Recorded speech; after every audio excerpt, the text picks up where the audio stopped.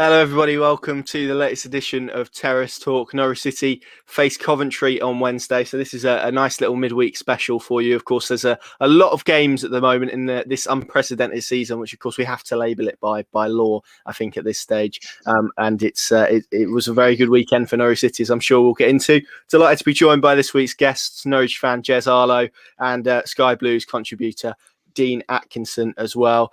Jens, thank you very much for joining me. Jez, I think we've got to start with you really in terms of Norwich City. 4-1 win on Saturday, and then Brentford slip up at home to Barnsley on Sunday. So Norwich back at the top, and compared to a week ago, everything's looking a lot more rosy. Well, yeah, I mean, last week Norwich didn't score. I would count the cup game against Barnsley 4 games, and you just thought, especially looking at Brentford, they just look different class to Norwich at the moment, especially the way they play. Because Brentford, I just feel like they're like what we were 2 seasons ago, just relentless going forward, didn't care about the defence, just attack. But contrast, I thought, especially on Saturday against who did we play? Stoke. I thought we were that team 2 years ago. I thought going forward we were brilliant, especially obviously Emi Buendia, who's just the best player in the Championship, and I think you could argue could be a standout in the Premier League without a shadow of a doubt. I think he's just different gravy. I think he's brilliant. But I think the main difference was the fullbacks. I thought I haven't seen Norwich, especially like Jakob Sorensen. He's a brilliant player, and I think he'll be a fantastic midfielder for us. But he's just not quick enough as Yanulis, and the width is just how Daniel Farke likes to play his style of football. And I just thought that helped us so much, especially going forward. But there was a few iffy moments at the back. Watching that whole game, I just thought, oh my, Grant Hanley had a bit of a nervy time. Tim Krul as well. It was a strange game, but brilliant result. Brilliant, especially the Barnsley result as well. Top of the league, you can't complain. No, you absolutely can't. You've touched upon something nice there, which was about that looking like a performance from 2 years ago. I think you're right. I think if you'd have dropped that in that season, it wouldn't have looked out of place. And we'll reflect more on that Stoke victory in a minute. But things aren't looking quite as rosy for Coventry at the moment, Dean. Talk to us a little bit about them, because obviously it wasn't so long ago that Norwich and Coventry met in the FA Cup. Since then, it's been only 1 win in 6.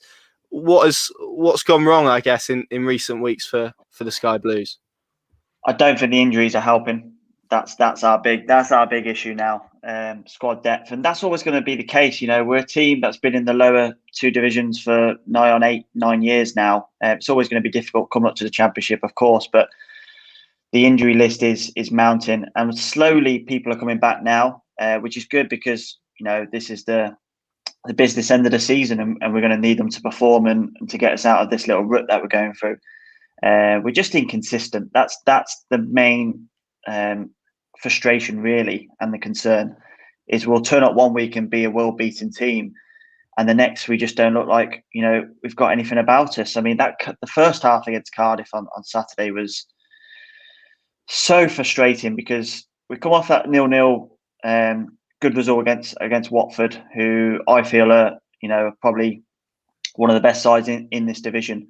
We've come off that. We played really, really well. We deserved to win that match. And then to perform like we did in that first half against Cardiff was just appalling, really. And that's the only way to describe it. It's going to be difficult now. Other teams around us are picking up results, which, 4 or 5 weeks ago, we thought we were 9 points clear at one stage. And I thought, we're comfortable here. But now it's kind of like slowly looking over our shoulders again. And it's gonna take a monumental effort to get us out of it. Well, I was going to say, do the 2 performances at Carrow Road this season in the league and then the cup kind of sum up where you guys are? And I guess it kind of touched upon what you said there in terms of looking really good 1 week and then maybe looking like a side that is scrapping at the bottom the next. It's that inconsistency maybe that has led Coventry to the position that they find themselves in currently. Oh, 100%. I mean, you look at that first Norwich game in the league, and I thought we made a really good account of ourselves that game. If anything, we could have stolen the 3 points towards the end of the game in that second half. I mean, Norwich battered us first half, but we slightly changed it, and that's a sign of a good team. We come back from being abysmal in the first half and being world beaters in the next. I really thought we could have come away with 3 points from that game. But that FA Cup game, was it's chalk and cheese if you look at it.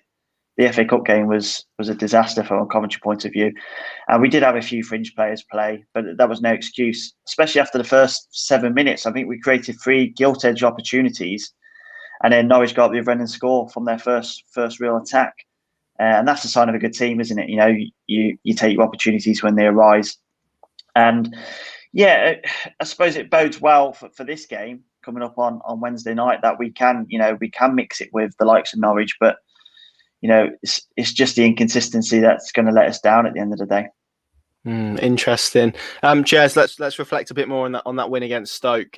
As you kind of said, we were speaking in weeks gone by on this show in various versions, looking ahead to games, going, is this the one that Norwich finally shake off maybe their slump a little bit and break that? I don't know if you can describe 3 games as a goal drought, but certainly I've seen it mentioned in some quarters, the lack of goals in recent weeks, and they certainly did that in style. It's the first time they've scored 3 goals at Carrow Road since that famous win against Manchester City last season. Obviously, Timu Pukki back amongst the goals as well. Emi Buendia looked very good. It was a very positive day for Norwich City from an attacking perspective. Yeah, it definitely was. Just talking about Emi Buendia, I mean, you can't get enough of Emi Buendia, especially if you're a Norwich fan. But I thought his performance against Barnsley a few games back, obviously he was standout, but I thought, he won the penalty, he got 2 assists, he set up Timu Pukki, and I watched the behind the scenes footage of Norwich City's channel where Kenny McCallum just taps him Pukki on the bum saying, there he is, and you just need Timu Pukki firing, especially if Norwich are going to get promoted. Like, he is that 20 goal a season striker. I don't think he'll get 29 goals, which was just ridiculous last time we went up. But yeah, our attacking threat was,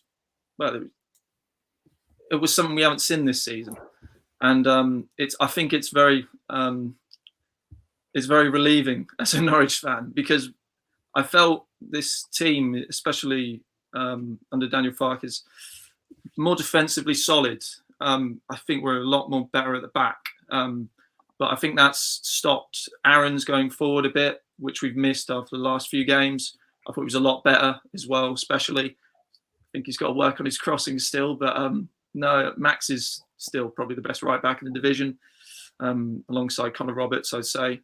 And Yanulis, he made that error at the back, but I thought what he did in the box, just to take on his man, I thought that was just that bit of class that I love Sorensen again, but he wouldn't do that. And he obviously set up Emi, which is a very difficult finish, but he made amends, and Norwich scored 4 goals, and hopefully we can score a few more goals against Coventry. Sorry, mate. Yeah. Well, my colleague Paddy Davitt, who's actually a Coventry fan, described the game on Saturday as being a bit like a runaway train, which is kind of how it felt at times, particularly maybe before the final 20 minutes or so when they brought on Lucas Rupp. But you mentioned that defensive solidity that maybe has been added to Norwich City's game this season, particularly for the first half of the season. It was a lot of 1-0s, 2-1s, a lot of grinding out wins where it was about being solid defensively. Is the trade-off of the style that Daniel Farke tried to play on Saturday with his fullback so high, he was very vocal, is a trade-off of that maybe being less solid defensively, but knowing that you possess that extra threat going forward? I think you're striking the balance, because obviously when we won the league 2 seasons ago, attack, forget about the defence, we conceded nearly the most goals in the division, which we obviously suffered when we got promoted. But I definitely say he's looked to be more solid. Set pieces, I feel they've been a lot better, because we were dreadful at set pieces, especially in the Prem, conceded so many. But I think Ben Gibson and Hanley, I personally, obviously I'm biased, but I think they're the best pairing in the Championship. I think they suit each other so well. And I love Christoph Zimmerman. He can't put a foot wrong, but I just think Gibson and Hanley, they're in sync with each other. And even though they did make a few mistakes, I just feel like they're a lot more solid. And the back line with Yanulis as well, he'll fit in, and you can just see his class. And like when he started against Middlesbrough, they didn't use him well. And obviously that's because he didn't really have a chance to train with them. Now he has. Now they're all looking for that, that left flank ball over the top, and he's got that pace, and pace is just frightening. no matter what league you're in. Yeah, absolutely. Dean, just to reflect on your game against Cardiff, I'm sure you won't thank me for that. A 3-1 defeat. Trying to forget about it, to be honest. Yeah, this probably isn't useful in that regard. But just talk us through your sort of reflections on that game, because Cardiff have recently been taken over by Mick McCarthy. It seems like there's a bit more of a positive spirit there, but I guess the disappointment for you guys is finding yourselves 3-0 down, just after half time, as the case was. Yeah, I mean, we went into that half 2-0 down, and we were appalling that first half. Literally no positivity going forward with the ball at all. People weren't making runs. It was just a really lethargic performance. And you think going at half time, bit of a team talk, bit of a morale boost from the management. Keep it tight first 5 minutes, and let's see if we can get a goal. And that went straight down the pan after about 90 seconds. They immediately scored from a quick free kick, and it was just us not being switched on, which has happened quite a lot this season. Individual mistakes creeping in. That's a big downfall of ours as well. So it was too late to come back at that point. Even though we absolutely battered Cardiff in that second half. I think the stats show 67% of possession and 24 attempts on goal or something like that throughout the whole match. And we found ourselves 3-0 down. But the more that kind of game went on, it was kind of like, if we could get one, we might get two. A bit like when you get a wicket in cricket, if you get one, you might get two. And that's what it felt like. The ascendancy was slowly going towards that. But it was too late once we scored. And we're the makers of our own downfall in that situation, being 3-0 down. What improvements would you like to see Mark Robins make to this Coventry side at the moment? What needs to be done to get you guys back out of trouble again? I think we need Liam Kelly back, the skipper. I mean, he's a monumental force in the middle of the park. He just makes everybody play better. He's just one of those talisman. Every club needs one, don't they? So him missing, we've had him out for large periods of this season. He came back in December last year, and our form started to pick up. There's no doubt about it. He had a vested interest in that. Our main issue is goals. That's the be all and end all, and most teams in this division always struggle if you can't score goals. And taking Matty Godden and Tyler Walker out of this team, there's going to be a big loss of goals to that squad. So we've got Walker coming back. He came off the bench on Saturday, so he might be one to start in midweek, and we need him. We need him firing on all cylinders, and I think he's got the quality to do that. If we provide the chances for him. It's as simple as that, really. The one thing that I feel that we're missing in this Coventry team is pace. And that's like Jez said, pace is everything in this division, really. And we've got a severe lack of it. We had Ryan Giles on loan from Wolves, and he was probably our only sort of pacey attacking threat. And he was recalled due to a lack of playing time. So, we lost that sort of niche, shall we say, to the team. But yeah, it's one of these times now where we're just gonna have to grind and dig in and get through the year. If we get through the year and stay in the division, a fantastic achievement by Mark Robins and the management team. Yeah, absolutely. I would agree with that. Jez, in terms of Norwich and this fixture, we've spoken before on here on various other, and obviously Norwich fans say it as well, and speak about the fixture list. That sort of 6-game run beginning with Cardiff was very difficult. It kind of felt like if there was going to be a little dip, then maybe it would come in that time. But Norwich's next 4 against 4 sides currently in the bottom 5. So is on paper maybe potentially you'd look at it as maybe more winnable games, but equally those sides at the bottom, I know Rotherham have found a bit of form. Sheffield Wednesday have found a little bit of form as well. These games aren't always as easy as perhaps they appear on the list when you just look at the league table, are they? No, definitely not. The Championship is, well, all the managers say is the hardest league out of all of them. And I just feel like Rotherham, you said it, Sheffield Wednesday, they're all picking up points, and they're no pushovers. I feel like these are going to be even more difficult than, say, teams in mid-table, because they've got something to fight for. Stoke.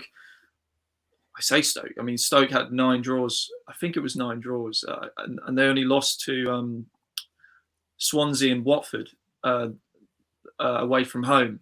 But no, I definitely think it will be tough for Norwich. But Norwich should have the quality on paper What I would like is more pace. I would like Ono Hernandez to come in because I love Mario Vrancic, but I can't see him as a number 10. I just don't think he's quick enough to be that 10. Even though he did play well against Stoke, I feel like he is that deep playmaker and not that 10. I just don't think he has the legs, which is why I would have loved to have seen Kieran Dow this season. I think he will come good, but that's a big if. But I just feel like Norwich, they missed that 10 for so long. Marco Stiepermann, we all thought when we won the league, he'd be that man. He's got the physicality, he's got the pace, he's got the power, and it just didn't work for him. And then we got Duda and that flopped, and we brought Dowling and then he got injured. And it's just, is Todd Cantwell going to be good in the 10, or do you want to keep him on the left where he's been playing really well? But I just think we missed that pace, especially on Hernandez. Onel Hernandez, he knows the team. And I know he's come back from a long-term injury, but I thought, especially when he came on against Swansea, he was a big threat and like bigger than Premiswar Poeta. And I'm gutted for him because you can see he's got something about him, but I think he's just got no confidence. He's joined a new country. He's probably, especially in COVID times, it's probably difficult for him. But that's football, I suppose. So, it's relentless, ruthless, probably I should say. But yeah. You're listing off these names actually, and it's actually scary. The squad depth that you have. Yeah, it's bonkers, and you should win the league by a canter really with what's at your disposal. Yeah, Coventry. I think Coventry are a good side anyway. To be honest, I think they play good football. I watched them against Watford, and they may not have against pace, but Callum O'Hare, I think he's a brilliant player. But obviously, I think you'll be fine. Mid-table, safe. I think you'll be okay. Yeah, I think one result changes it really. If we can grind out a result against Norwich, what a fantastic result that would be. If it just lift the team, a little bit, and hopefully going into the next run. I mean, you talk about your run of fixtures against the bottom six. Our run is horrific. Norwich, Brentford, Swansea, Blackburn. All these teams, free scoring teams, effectively teams fighting for promotion, fighting for automatics, fighting for playoffs. Teams with totally different aspirations to us, and we've just got to grind our way through those. And it's the total opposite to what Norwich are going to go through over the next few games. I know. Yeah, I was looking at Coventry's fixtures just before we started recording. I think after this one there'll be a few Norwich fans that join you in cheering on Coventry for the next two after this game in particular. Dean, that sort of lends me nicely. I want to speak about a player that you guys have obviously currently got on loan from Norwich, McCallum. We've obviously had Tom on before, and he's spoken in glowing terms about him and what he's done this season, and obviously his contribution last year when you guys were in League One. How has he pushed on this season? Have you seen any tangible signs of development in his game? I wouldn't say so. No, just because of the way the team is playing. We're not free-flowing attacking like we did in League One, where he was just gun-ho every game, back and forth. He's had to be reined in and held back a little bit because of how defensive-minded we've set up in lots of games. So I don't think he has kicked on that much, if I'm honest. You still get the odd sloppy pass, the odd sloppy positioning mistake. But he's young, and there's so much room for development there. He's got the raw attributes, of course he has. But I think it's going to take a few years of decent championship football for him to become a good player. He's good now, of course he is, but he's to sort of kick on and go further and be one of the standout players in the division. He's going to need a few years here. Interesting. Yeah, I got that sense. I came and watched him in League One last season against Bolton at St Andrews, actually, and yeah, that was the sense that I got watching him for the first time on that day, which was maybe he needed a little bit more time. Jez, just to come back to you were kind of making your points about the number 10 position. I think I would be inclined to agree and say maybe that is the only one at the moment, obviously with the left back situation as well. I think Yanulis performed well enough on Saturday to keep the shirt for this one, albeit a pretty horrendous mistake. But as you rightly say, the response was good. Don't get me starting on Kenny McLean's. Well, exactly. Yeah, exactly. Who do you see as as being in that number 10 for this game? You said maybe you wouldn't give Vrancic a start. Would you move Todd Cantwell inside and then put Hernandez on the left? How would you try and approach it if you were Daniel Farke? Well, if I was Daniel Farke, I'd play Mario Vrancic in the 10 because he seems to be loved doing at the moment. I think it'd be harsh to drop Mario because he did play well and he got the assist for Todd. But obviously, pace, it's all about pace, I just feel. And especially away from home, I just feel like Coventry, I think they would struggle with that pace, especially because Dean said they ain't got any. So if we just, I'd put Todd Cantwell in the 10. I'd like to see what Todd offers. We saw him in the 10 against Huddersfield right at the start of the season.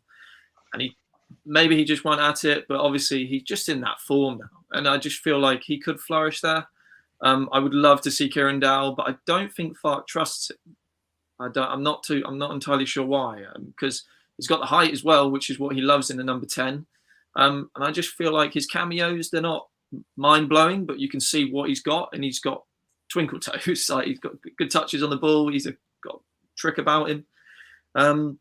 But yeah, I think put Hernandez on the left-hand side, and I think Norwich will perform even better, to be honest, which is quite frightening for other teams, I'd like to think. Yeah, absolutely. It's going to be really intriguing to see how he approaches that now that he regards Kieran Dowell as fully fit.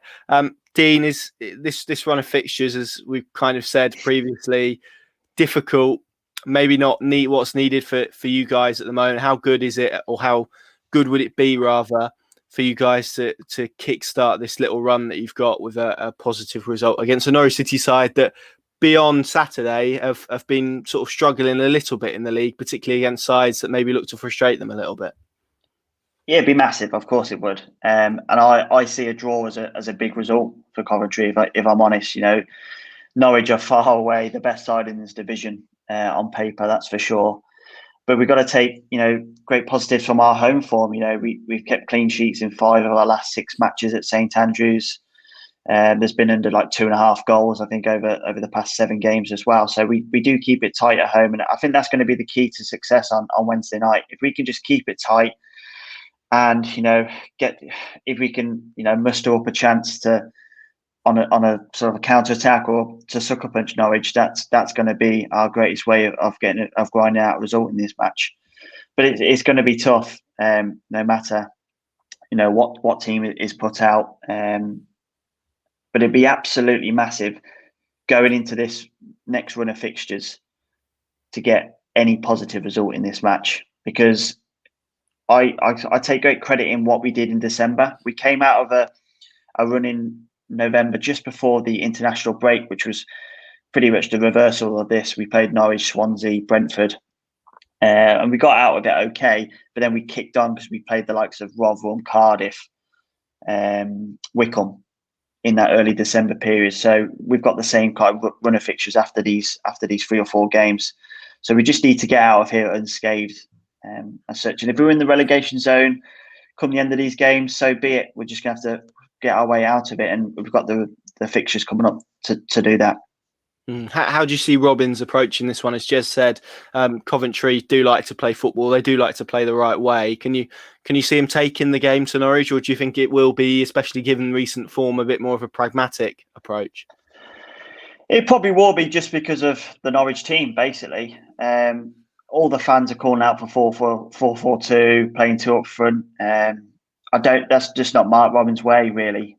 He likes to play with a single option up top and have runners coming off.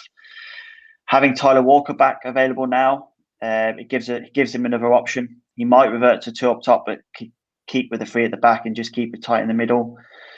That's the way I'd like to see him approach it.